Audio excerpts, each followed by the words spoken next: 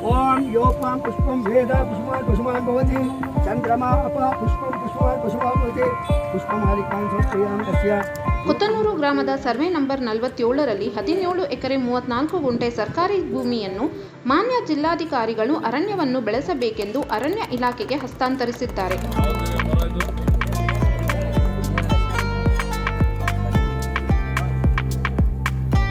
ಇದೇ ಸಂದರ್ಭದಲ್ಲಿ ಅರಣ್ಯ ಇಲಾಖೆಯ ಸಚಿವರಾದಂತಹ ಸನ್ಮಾನ್ಯ ಶ್ರೀ ಈಶ್ವರ್ ಖಂಡ್ರೆರವರು ಸಭೆಯನ್ನು ಉದ್ದೇಶಿಸಿ ಮಾತನಾಡಿದರು.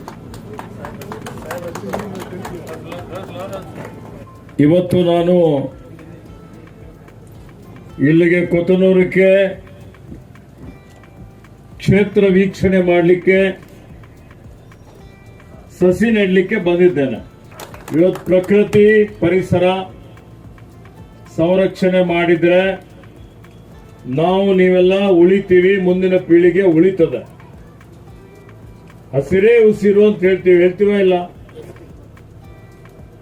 ಕಾಡು ಬೆಳೆಸಿ ನಾಡು ಉಳಿಸಿ ಅಂತ ಹೇಳ್ತೀವ. ಇವತ್ತು ನಾವೆಲ್ಲ ನೋಡ್ತಾ ಇದ್ದೇವೆ, ಇವತ್ತೇನು ಹವಾಮಾನ ಬದಲಾವಣೆ ಆಗ್ತಾ ಇದೆ.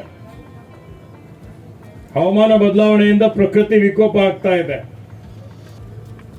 ಮೊನ್ನೆ ಕೇರಳದಲ್ಲಿ ನೋಡಿರಲ್ಲ, ಗುಡ್ಡ ಕುಸಿತ ಆಗಿ 400 ಜನ ಸತ್ತಿದ್ದಾರೆ, 300 ಜನ ಕಾಣೆಯಾಗಿದ್ದಾರೆ.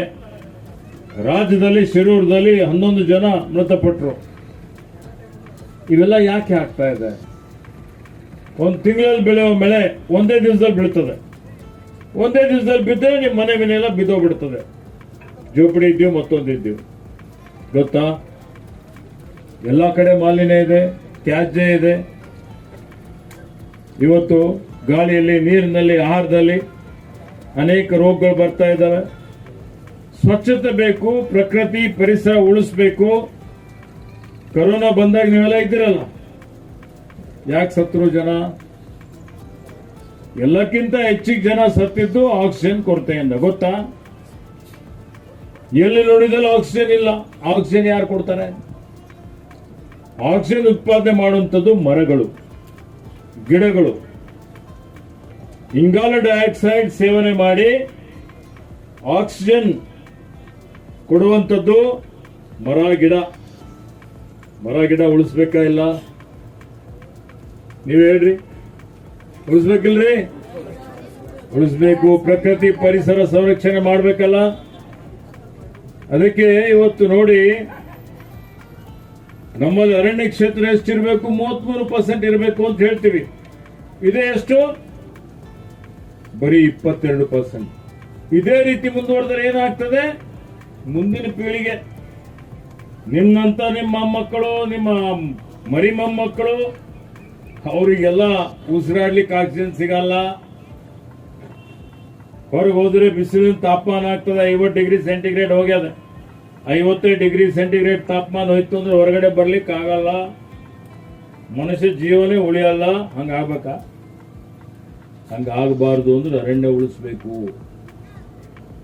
ಅದಕ್ಕೆ ಇವತ್ತು ಅರಣ್ಯ ಇಲಾಖೆ ವತಿಯಿಂದ ನಿಮ್ಗೆಲ್ಲ ಸ್ವಲ್ಪ ಕಷ್ಟ ಆಗ್ತಾ ಇರ್ಬೋದು, ಇಲ್ಲ ಅಂತ ನಾನು ಹೇಳ್ತಾ ಇಲ್ಲ. ಕೆಲವೊಂದ್ಸಲ ಮುಂದಿನ ಭವಿಷ್ಯದ ಒಳಿತಿಗಾಗಿ, ಮುಂದಿನ ಪೀಳಿಗೆಗಾಗಿ ನಾವು ತ್ಯಾಗ ಮಾಡಬೇಕಾಗ್ತದೆ. ಇಲ್ಲಿ ಯಾರ್ಯಾರ ಮನೆಗಳವ, ಇಲ್ಲಿ ನಿಮ್ಗೆ ಪರ್ಯಾಯವಾಗಿ ಒಂದು ಮನೆ ಏನಿದೆ, ನಮ್ಮ ಕಡೆಯಿಂದ ಇಲಾಖೆ ವತಿಯಿಂದ ಪರಿಶಿಷ್ಟ ಜಾತಿ ಪರಿಶಿಷ್ಟ ಪಂಗಡದ ಏನು ನಮ್ಮಲ್ಲಿ ಅನುದಾನ ಇದೆ, ಸಪ್ಲಾನ್ ಕೆಳಗಡೆ ನಿಮ್ಗೆ ಮನೆ ಕೊಡಿಸುವಂತ ಒಂದು ವ್ಯವಸ್ಥೆ ಇಲ್ಲೇ ಪಕ್ಕದಲ್ಲಿ ನಾವು ಮಾಡಿ ಕೊಡ್ತೇವೆ. ಈ ಉಳಿತು ಒಂದು ನಿಮ್ಗೆ ರಸ್ತೆ ಕೊಡುವಂಥದ್ದು.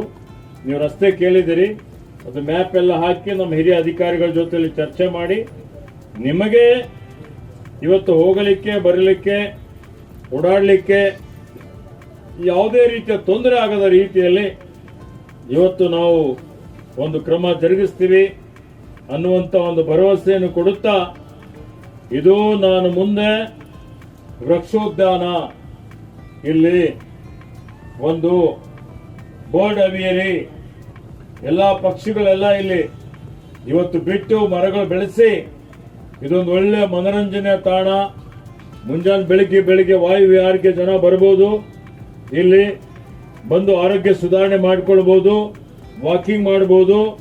ಇಲ್ಲಿ ಮಕ್ಕಳೆಲ್ಲ ಬಂದರೆ ಒಂದು ಒಳ್ಳೆ ರೀತಿಯಿಂದ ಅವರಿಗೆ ಉತ್ತಮವಾದಂಥ ಒಂದು ಪರಿಸರ ಇಲ್ಲಿ ಸಿಗ್ತದೆ. ಅಂಥದ್ದು ನಮ್ಮ ಇಲಾಖೆ ವತಿಯಿಂದ ಇದನ್ನು ಅಭಿವೃದ್ಧಿ ಮಾಡ್ತೇವೆ.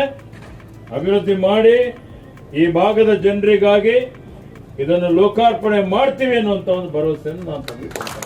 ಮತ್ತು ಅರಣ್ಯ ಇಲಾಖೆಯ ಆರಕ್ಷಕರಾದಂತಹ ದೀಕ್ಷಿತ್ ರವರು, ಕಣ್ಣೂರು ಗ್ರಾಮ ಪಂಚಾಯಿತಿ ಅಧ್ಯಕ್ಷರಾದ ಅಶೋಕ್ ಮತ್ತು ಇನ್ನೂ ಅನೇಕರು ಈ ಸಂದರ್ಭದಲ್ಲಿ ಉಪಸ್ಥಿತರಿದ್ದರು.